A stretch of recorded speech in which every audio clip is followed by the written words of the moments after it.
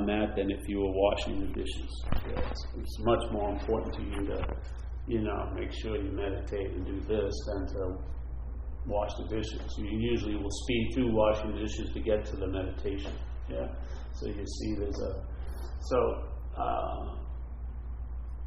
I was busily doing that, and then when it just dawned on me very fast that was bogus, all of it.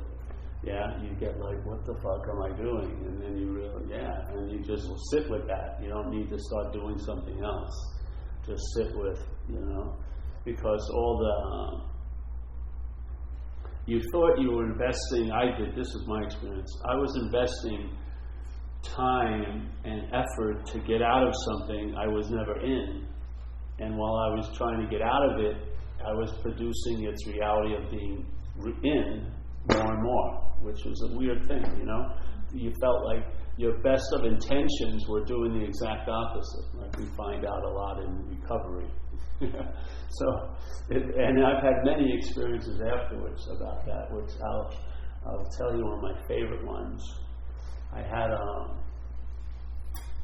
my stomach was bothering me since I was pretty much younger, and then it got exacerbated more and more by the accidents and all the antibiotics they give you, and it just destroys your stomach and everything. So my stomach was very uneasy all the time, pretty much all the time, and I was looking for relief. I was trying a lot of different things, and then a lot of different things, and nothing was really changing, The hope that they were changing was there, but nothing. There was no real evidence that anything was happening. So I got to a point where there was this milk product that has the most beneficial flora in it. They sell it at Whole Foods, or as we call it, Whole Paycheck. And it was like $42 for like 12 bottles of it. Pretty expensive, and you drink one a day, and puts in like 50 trillion of good things in your stomach. And so I did it religiously for about a year, seriously. And I was eating really well and this and that. And I decided, all right, and I heard about this place called Smoky Mountain Labs in Tennessee, which is supposedly the best lab in checking your shit out, basically. So they send a thing, and then you check what they'd want to check. What you want on the check, like parasites, this and that, and this. And then you take these samples and you package them and you send them there, and you pay them money, and then you get the results. So they send it back, very, very extensive results. So I did it, and I'm looking forward to hearing what it says. And so there's a statement: signs of beneficial flora, 0%.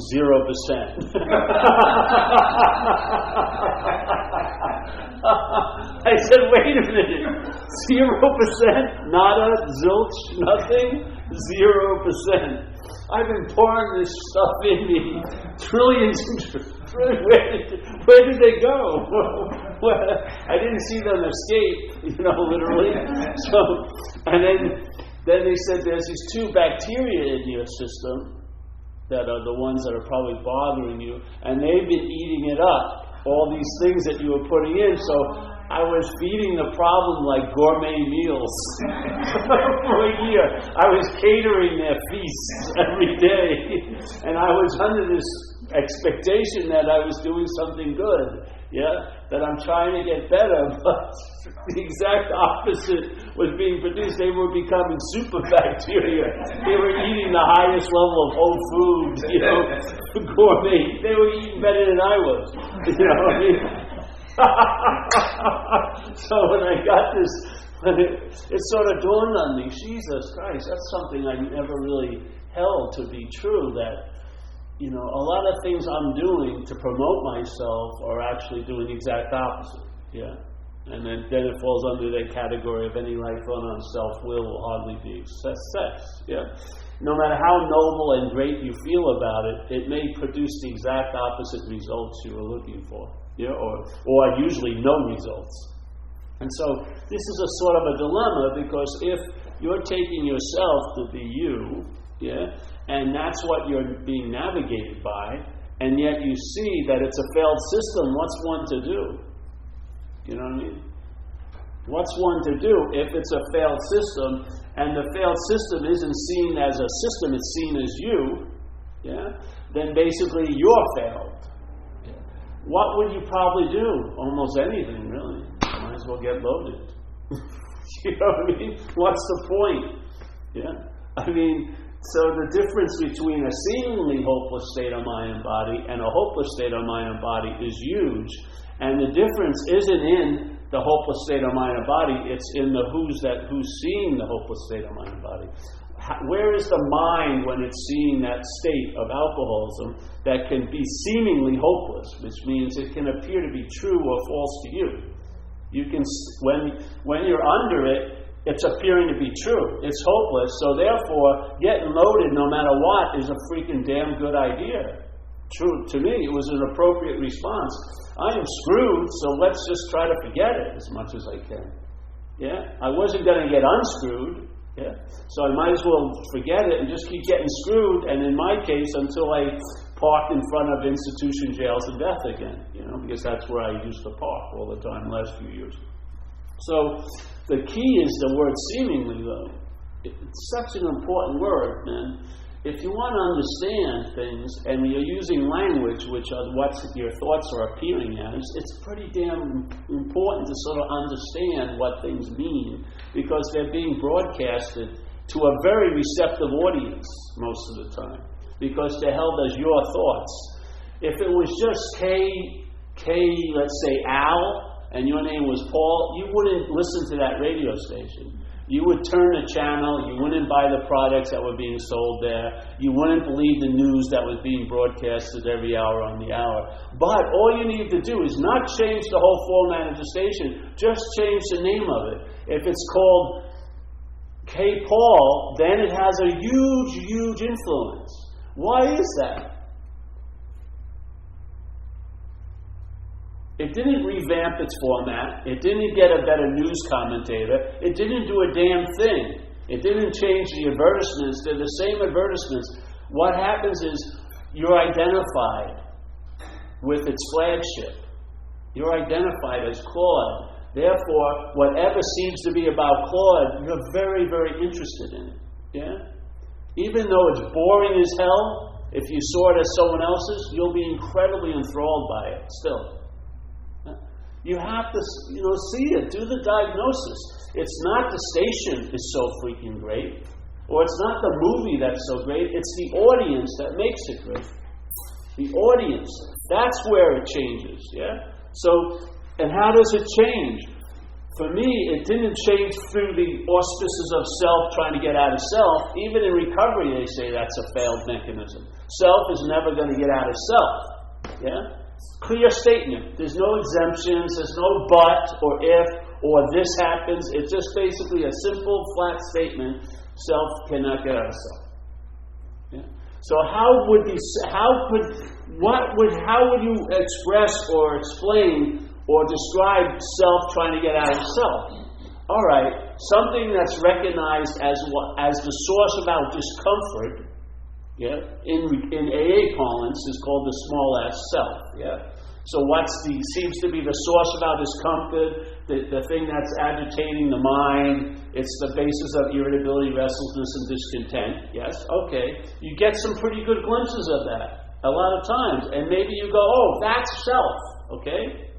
That's fine and good. At that point, it seems like a pretty appropriate diagnosis. But the dilemma is you're identified as a self. So it's going to be self that's going to claim the knowledge about self, which turns it into what? Self-knowledge, which they say in recovery avails you nothing. It doesn't say knowledge avails you nothing. It says self-knowledge avails you nothing. A lot of knowledge is being introduced to you every freaking meeting. Every freaking day, there's knowledge or information being introduced to you. But it's usually being claimed by a mental process called selfing that takes that knowledge, uses it for its own benefit, and any threat to it, it gets redacted, so to speak. You don't see it in the report. You really don't. You just don't. The big dark spots, those pauses, is it's covering up what you really are. So the whole thing is, all right, now you have knowledge about self. Now you know why you're screwed. Now you know why things keep going the way they're going. Now you know why you feel irritable, restless, discontent, but it's not leading you out of it. It's actually worse when you know it with no escape. That's the whole premise of getting loaded. You don't want to know it because there's no escape. And that, I'm telling you, on one level, it works better than knowing it when there's no escape. Yeah? Our whole point of getting loaded was to get out of self. To get out of this thing we call self. We wanted relief. That's why most of us didn't have any great drive to get loaded when we were 3 and 4 years old. We had to grow into certain conditions that started to produce a very strong irritability, restlessness, and dis-ease, and then that triggered in the system a solution to it, which was part of the problem, like me taking all that freaking, whatever that was, that expensive stuff from Whole Food, the acidophilus, super acidophilus. It was like me doing that, yeah. But the whole thing, the way it's set up, it was set up to fail. Because why? Self can't get out of self. So then what am I need to do? Do I need to hunker down and put up with all this shit without getting some relief, like getting loaded or acting out with my friend's wife or doing this or doing that? That makes no sense.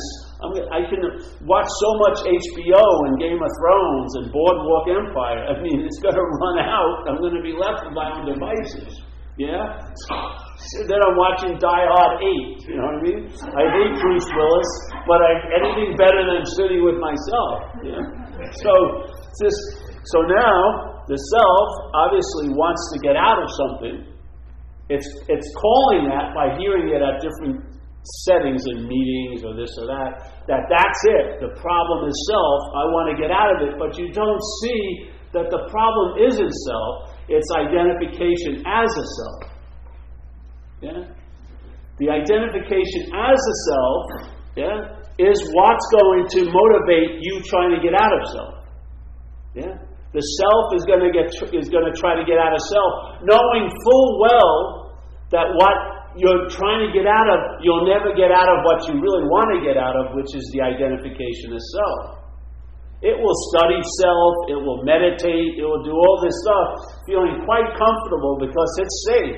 The identification isn't touched by all the freaking shit you do. What all the stuff you'll do will just emphasize the doer, which is the identification of self. Yeah? So the self is striving in all these businesses to get out of self. It's doing quite well. Yeah? It's got the perfect Petri dish because it's never looked at. It's spawning all of these situations, all these irritabilities, but you never find the source of it. You think you found the source. Oh, it's self, but it's self pointing at its objectification of itself. Yeah? Oh, that's what I'm not. But I am this. No, this is what you're not. And then you'll lose interest in all of that. You won't use the same method. All right, I don't like it, I'm going to get out of it. You don't use that method anymore. It's like, the reaction is I don't like it. Who sees that? Yeah. You start asking the subjective question. Yeah. Before I take off on my next expedition to get out of it, I never leave the continent of self, all these trips. This time I'm going to ask, who is it that wants to get out of this? Yeah? So now this gets used for the relief from what's really bothering us. Yeah? All the evidence now, this knowledge avails us something because it's not used to emphasize the sense of self who knows the knowledge. It's going to be used to point to who is that? You know, it's not a very, who is it? You know, it's just, who is it? Just a very entertaining thing. Just start seeing who is it that wants to get out of something? Who is it that believes it's in something? Who is it that thinks it's doing this action today? Who is it that thinks it was here yesterday and definitely going to be here tomorrow? Who is that? Is it you? Is it a substantial, long-lasting, independent and separate entity? Is it truly that? I'm not saying yes or no. Find out. It doesn't matter if I know. It matters if you know. It doesn't matter. The only thing that matters that I know is this meeting. That's it. Yeah. Then all the rest of the day it's you know. You know. Yeah. But you know, not as self. Yeah. But you start knowing the self. And like that guy Dogen, that Zen master from Japan, he said a lot more, but this one little statement begins with, the study of Buddhism is the study of the self. Yeah? Alright. So this is in the identification of self, what would that be? It would be the study of self as the self. That would turn into self-knowledge, it would avail you nothing. But he's saying, Buddhism, the whole thing of Buddhism is the study of self, and when you study the self, you'll forget the self. Yeah? Because if you study the self, you will see it's not you. Yeah? You won't see what you are, but you'll see what you're not. You'll maybe just hold it very loosely, or just as a very mere, tiny little possibility, but that can germinate into a lot of interest and attention in this idea. Yeah? And then you start seeing that it's not, and now you're growing out of the idea of self, yeah, but not out of a self, because it's only been an idea that cast you in that sense of identification, yeah. And when the idea isn't entertained, you're now suddenly find yourself out of what you were never in, yeah. And that doesn't take any time at all. You find yourself out of what you were never in. Instead of trying to get into what you've never been in, you're now going to get out of it by realizing you're not in it. It sounds semantical, but it's different. It's a much more refined understanding. You realize you can never get out of an imaginary place, so then your efforts aren't going in that way anymore. Now you're just entertaining. Who the hell believes it's in the imaginary place? Well, guess what? The imaginary place is being attended to by an imaginary person. Yeah? The imaginary person gets a relevance or a hit of being real by making the imaginary place real. Yeah? So now I'm in a real place and I'm the real person in it. Yeah? We're not going to try to dissuade you from the place. We're just going to question, is there a person there? Is there really a historical figure called Marilyn or anyone here? Yeah? Is there? I'm not saying yes or no. Find out. And even if you don't find out, if you start finding out, it will be usually matched with a traveling lighter as that seeming person. Yeah? You won't take self so seriously. And the most serious you can take the idea of self is that it's you. You can't go past that for seriousness. I swear to God.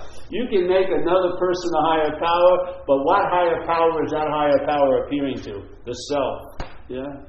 You're the enchilada of all enchiladas. The world revolves around you. Everything, the whole life is referring back to you. You don't even see life as happening. We don't even see life as happening anymore. We only interpret it as life's happening to me. Yeah.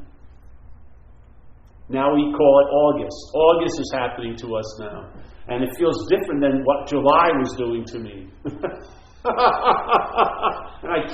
I'm afraid of what September is going to do to me when it gets its hand on me. Yeah.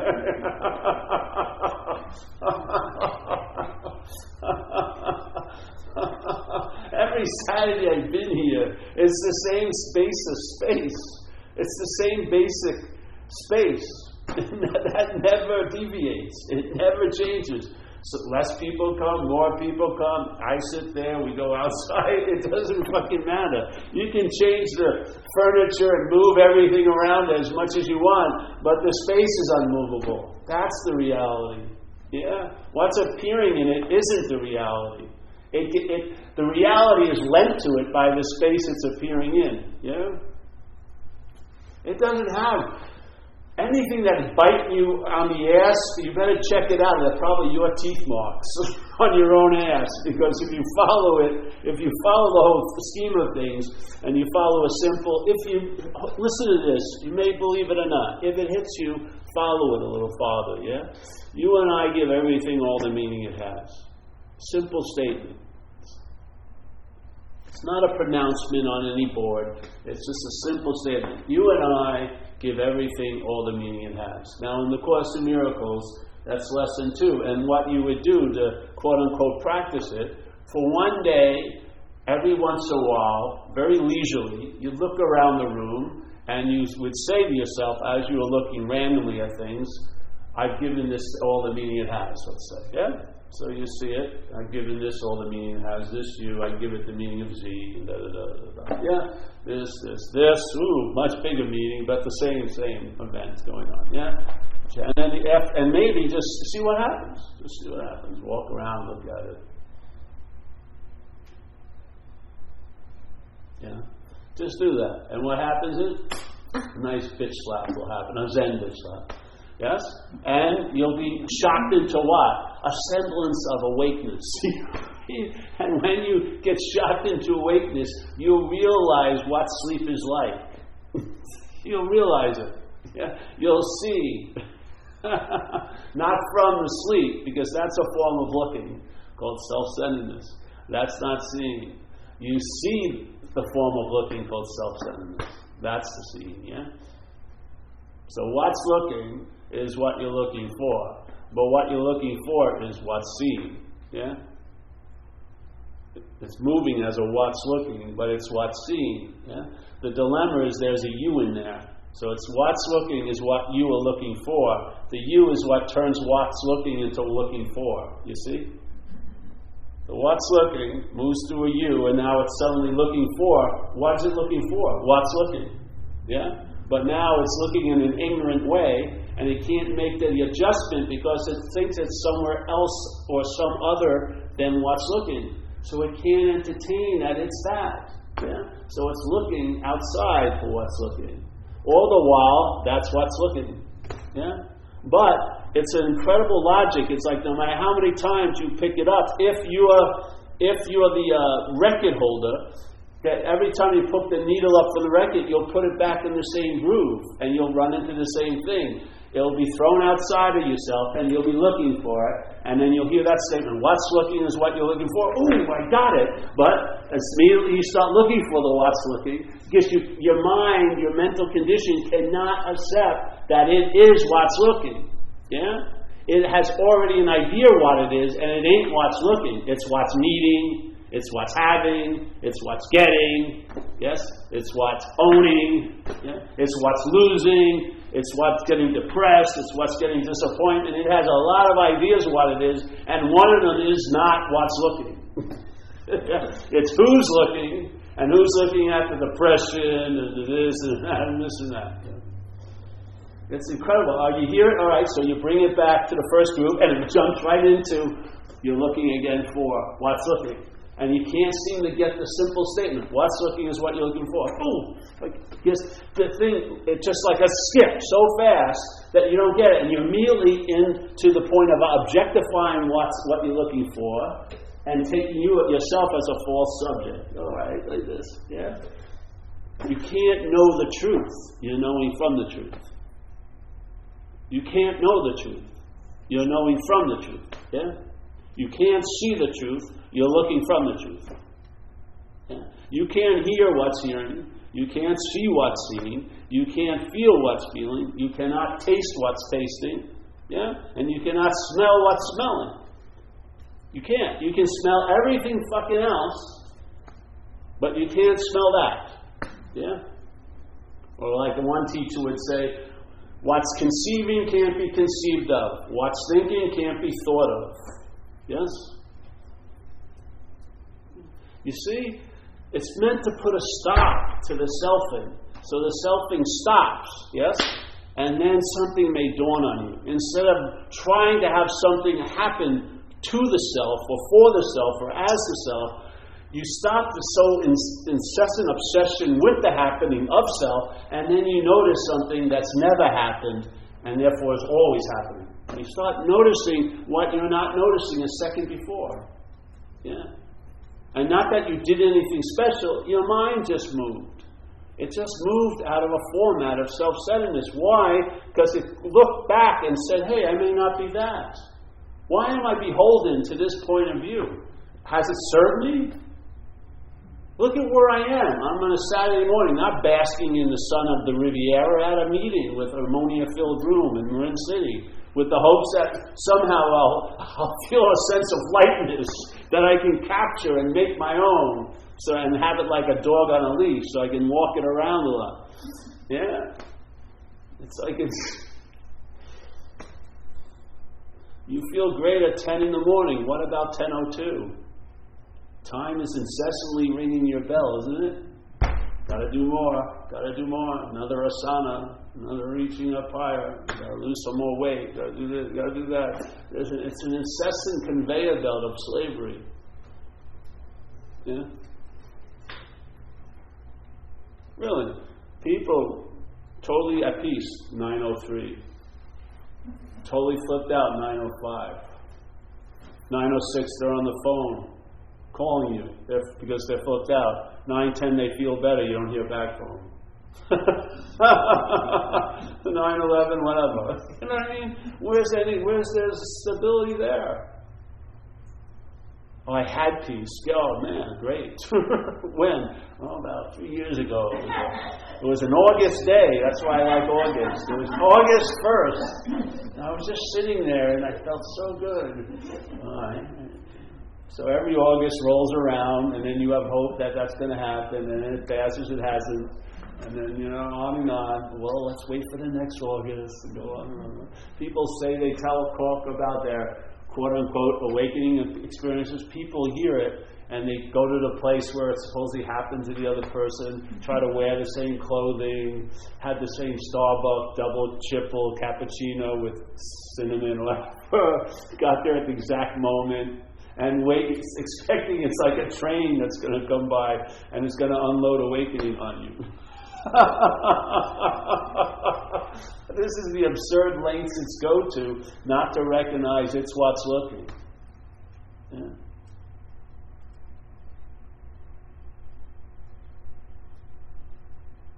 I'm telling you, any reliance on that's going to jackpot you sooner or later.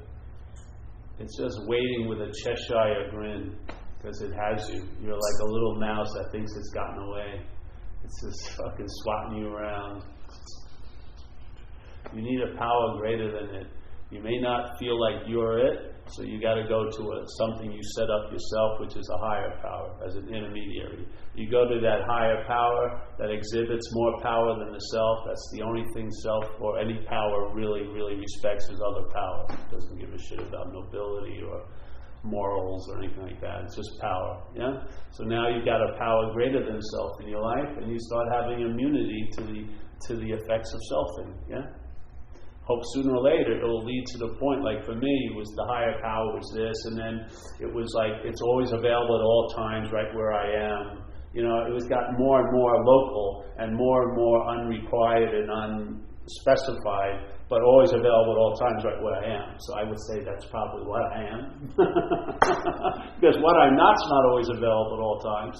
Forget it. It's very rarely available. It's got bigger things to fry for tomorrow and stuff. So you see your evolution about a higher power changes, and it usually always ends up to right where you seem to be. Yeah. That's the only place it has any worth, because you can talk yourself into thinking you're separate from what you are. You can easily, based on what you do or don't do. If I don't do these things, I'm separate from my higher power. Did the higher power proclaim that to you? You did. The requirements and all the conditions are on your side. And you're a fucking vindictive little evil parasitical God player. Seriously. You would if you have a belief that you're wrong, you're gonna really try to be right about it. And it's gonna can get really dramatic out here. you can be right about how wrong you are. Look at this. Look at his body. My whole body is scarred up. No person would ever do this to another person. Really. No person would run themselves over twice in one night. It just wouldn't usually happen. Even in Palestine, maybe once, but they probably wouldn't back up again. Yeah, maybe what you're on now. you gotta see something. That sense of self a real aspect of self hates the self, hates the idea of you, cannot live without it, but hates it, yeah? And so it's willing to throw that under the bus, but it will always protect its own identity. So you will have a lot of knowledge about self, but it will be totally limited to self-knowledge, which will avail you nothing. Yeah. I'm telling you, my hit on it is that it's not obsession with self. That's what the mind that's identified as a self does to reinforce the identification. The identification is quite flimsy. It doesn't have any real solidity, so it has to be reinforced constantly, or let's say like re-glued. Yeah? The obsessing with over you is the re-gluing.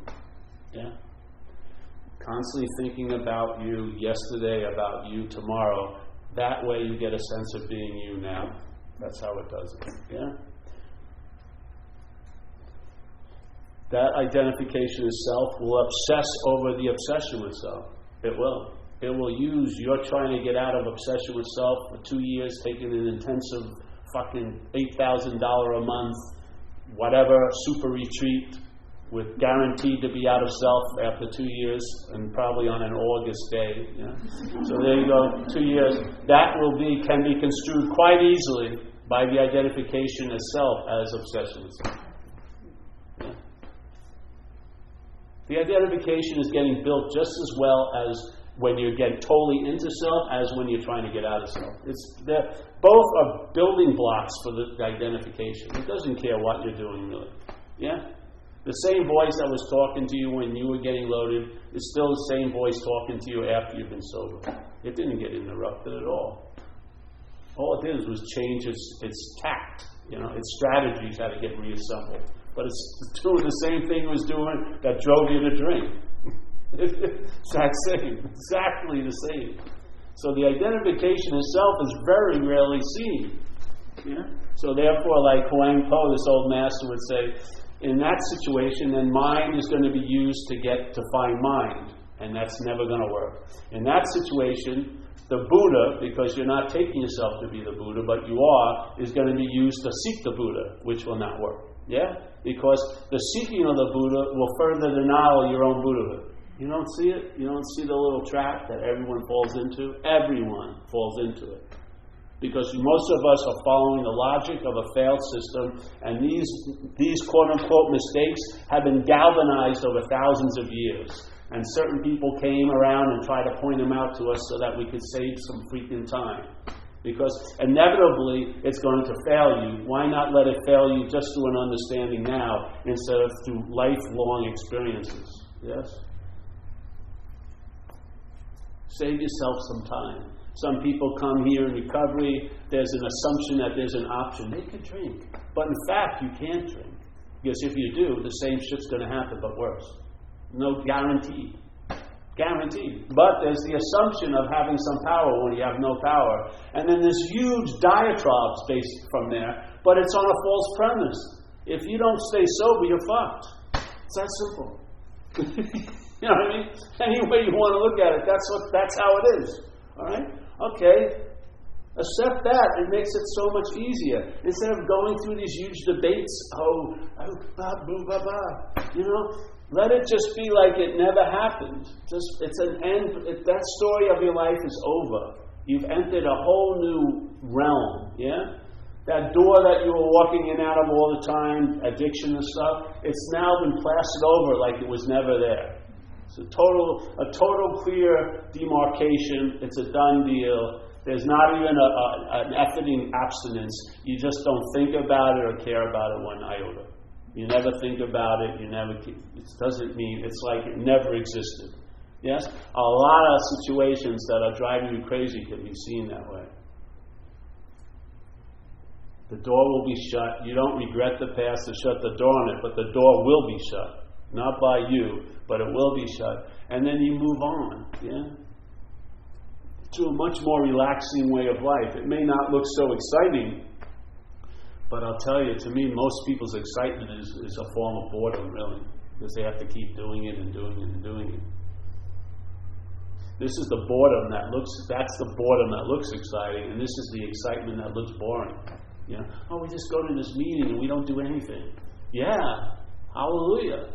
Where else can you say that? Where else can you say that you went to a meeting and nothing happened? It's fucking great.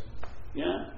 Usually we're always looking for something to happen. It's so great when you get disappointed and you get broken off the addiction to something and then you start sucking the teat of nothing.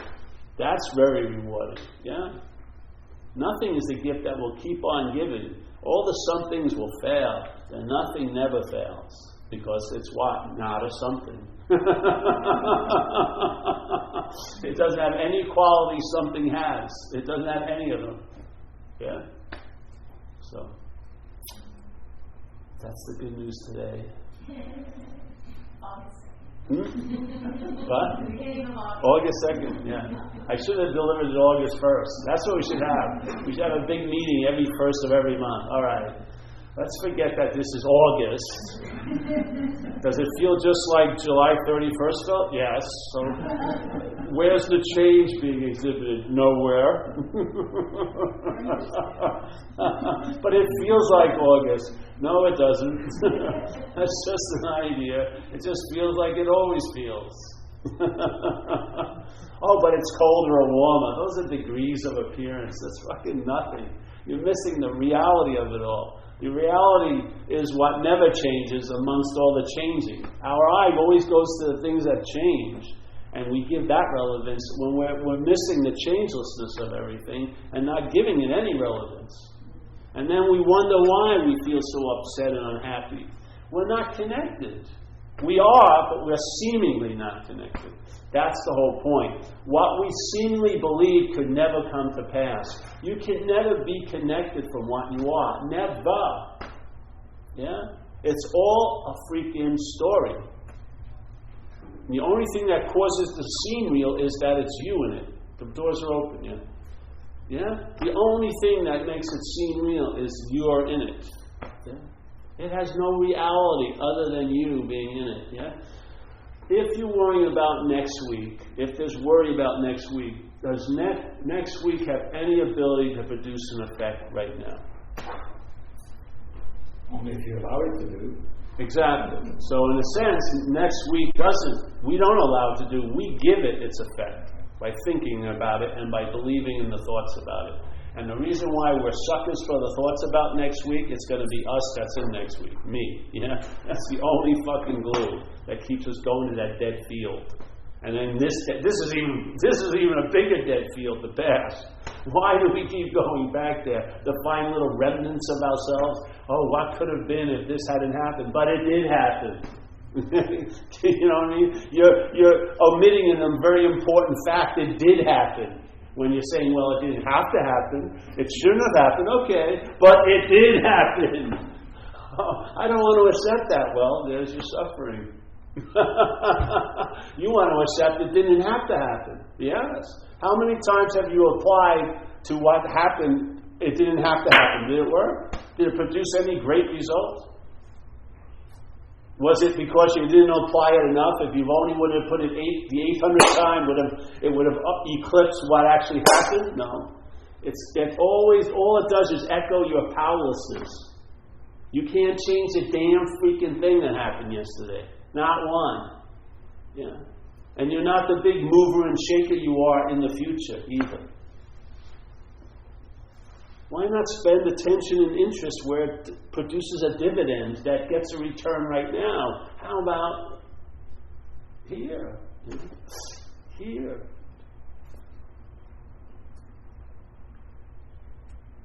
At least have the mere connection to this.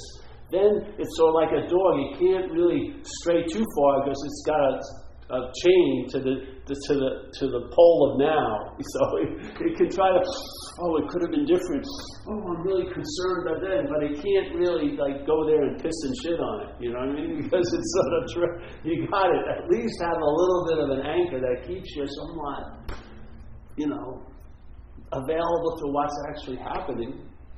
Instead of just being taken away by, the interpretation of yesterday and tomorrow.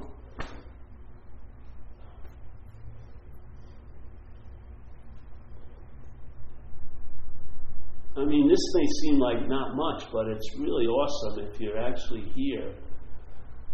And not because you think you did something, but because you realize you couldn't be anywhere else. A very clear, simple, direct realization of mind that puts an end to all of this yapping about this and that and this. You cannot be anywhere other than right now here. End of story. Big exclamation point. Yeah? No rebuttal, no big but. But, no, none of that, just that. Yeah? Could you imagine if you just came to that acceptance that you are here? Maybe you'd see what you're looking for. Yeah? Or maybe you'd have a feeling while seeing what you're looking for, what you're looking for. Yeah? Maybe you could become the source of your enjoyment today. You know, you could be the source of your happiness that you're trying to accrue today. Maybe it's just given freely. I don't even like the word happiness. I'm much more contentment's much better. Yeah, maybe. If you're waiting to acquire it, everything you acquire has the bargain that you're going to lose it in it. You can't get it and just get it. You're going to get it to lose it. That's what happens here. Yeah. So why not see what you can't get? And therefore you can't lose.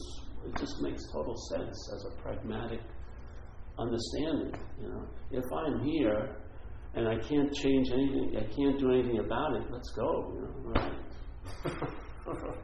Yeah, I'm not hoping 3 o'clock Saturday is going to be better than now. I'm not into all that advertisement. It doesn't move me from this moment that it'll be better at 5 o'clock.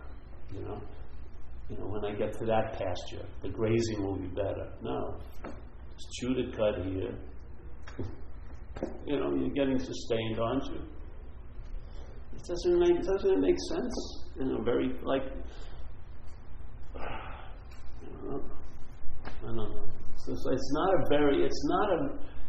a very strange topic we're talking about. It seems foreign because of the normalcy that we've gotten into, an insane system. But it's very simplistic and very, very pragmatic and very, very economical. There's not much you carry around. You don't have to have a certain book in your pocket to remember something unless you need to. And then all needs will come to an end, and the final rest will be in what you really are at all times. That's where you'll find your true solace. You can use things to help you along the way, but they are not the replacement for that. You are that, yeah? And then when it gets established right where you are at all times with no requirement necessary, there's a sense of relaxation that comes over you that can't be produced by 50-time massages, you know? It'll just come over you. Your whole system can give up the ghost, and it's just all right, you know? Yes. And then acceptance is a byproduct of that. You have to say, like, this knee's bothering me, so what am I going to do? Argue with it? It's not, listen, I don't know knee language, you know? I can't, all right, what can I give you, knee? I mean, I don't know how to buy it off or anything like that. So it's just, you fit yourself around it. Why not? You have the ability. Yeah? So, yeah, that's it. Now let me read this one thing that he says here. Who was going to ask a question? Who? All right, what is the nature of the mind? This is a guy asking this master, Ramana Maharshi. The mind is only thoughts. It is a form of energy. It manifests itself as the world. When the mind sinks into, let's say, the spirit, because he uses the big S self, meaning, the sake, I don't know what he exactly meant, but let's just use spirit. So when the mind sinks into the spirit, then the spirit is realized. Yeah. See, the spirit is there, but for the experience of realization, the mind has to realize. The mind, yeah. The mind has the ability to reflect. Yes. So the spirit's there, let's say, or the awareness is there, whatever you want, however you want to call it. But for it to really dawn in this event here, the mind needs to pick it up. Because the mind's nature is to reflect, yeah? Just like it's reflecting things now back to itself as a thing. And selfing, quite a lot of reflection of selfing, which agitates its surface, yeah? So you don't realize, you don't see it as a reflection, you see it as real, but it's not, yeah? When the mind recognizes, when it gets out of selfing, let's say, then it has the ability to reflect something else, let's say nothingness. And that will be an effect on the mind, just like this is having an effect on the mind. The selfing is having an effect on the mind. It's agitating it, yes? It's agitating it. It's producing desires and things like that arising, or seeking, yes? Because it's disturbed. Well, the same mind, with that ability to reflect, if it's reflecting spirit, those don't get expressed. Seeking doesn't get expressed. Desires don't have the power they had before. You're not looking out to get what's in, yeah, in a sense. Yeah? So now the mind is not agitated, and so it's reflecting, and in that reflection, that's peace. Yeah? That's serenity. Yes, the mind's nature is not agitated anymore. It can't be agitated, but it's surface. Now it's just peaceful and clear, just like if you go to a lake and it's stormy, all you see is the water, like moving and this and that. If you go on a calm day, you see the sky reflected in it, the trees reflected in it, yes? Same water, but if it's agitated, it's not reflecting its surroundings, is it? You see its surface of agitation, yes? And you think that's water, like it's a solid thing. But then you see an aspect of water that you won't notice when it's agitated. Look at what it's doing. I see the sky, I see the clouds, I see the trees in the water, you know. That's what mind is like. We're taking mind now, but we're getting an agitated aspect of it, yeah? And we're taking that to be us, and that's driving us in time to get things and have things and acquire and then lose and this and that, yes? And therefore we believe that's our condition, that we're a thing or something. But that same mind, if that gets chilled out, it will reflect nothingness. And that's where the peace is found, not in activity. You know? Yeah.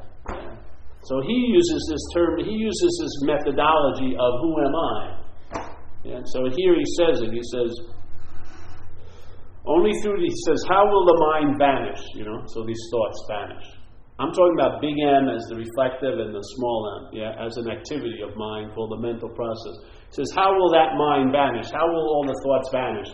Let's say you don't even need them to vanish, but their effects will vanish, yeah?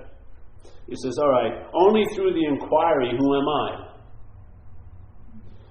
Through this inquiry, also, though this inquiry also is a mental operation, which it is, yeah? It's the self asking itself, who is it, yeah?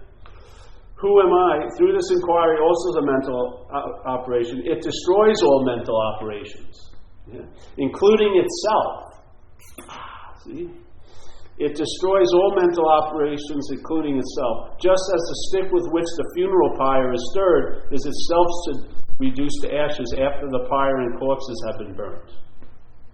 Only then comes realization of the spirit. Yes? The I thought is destroyed, or I think it's more the me thought. No, the me thought.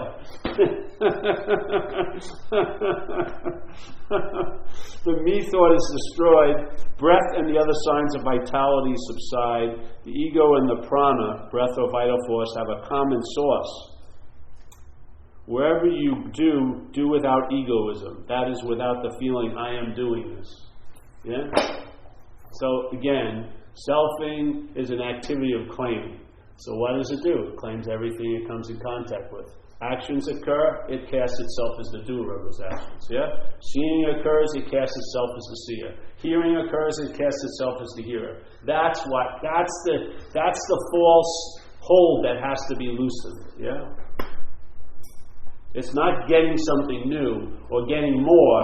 It's just releasing the bondage of self. Yeah?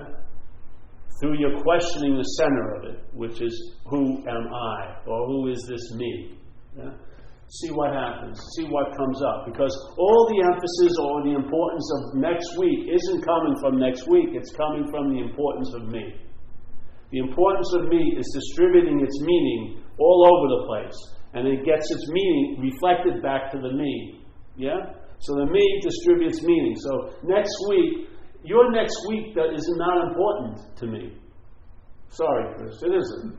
But my next week is incredibly important to me. So obviously it's not next week that's important, is it? No! Get the diagnosis and let the possibility of a solution reverberate. Oh, yeah. So next week, I thought next week was important. No, it isn't. It's you being in next week is important. Yes. Oh, so I'm trying to deal with next week, but not dealing with the you whatsoever. There it goes. That's how it disguises itself. It throws out the meaning of itself, the things. You get caught up in those things as that. Then your meaning gets thrown back to it. It gets a perfect reflection of itself all freaking day. Next week becomes like a full-length mirror to the me. You know? It's adorned with all these different worries, and it's just, there you go. You're just in all your mental splendor. It's all about me. Yeah? So next week isn't, the body isn't what's important. It's the me, it's important too. Yeah? Why not look there? See what's going on. Ask, who am I? Like if the day's going on and you're worrying about next week, don't start fighting that. Ask who it is. Who is it that's worrying about next week? If it isn't you, or if the possibility that's not you arises, a lot of meaning will be drained out of next week right away. And where will the meaning go to? Now. Now. It will always come back to the central bank of here and now. All your little stock holdings and yesterday and the future all come back here and will enrich your day. Yeah? Instead of being used to enslave this day by yesterday and tomorrow's chains, your day will be enriched by who? You! What you are, not who you are. So that's that.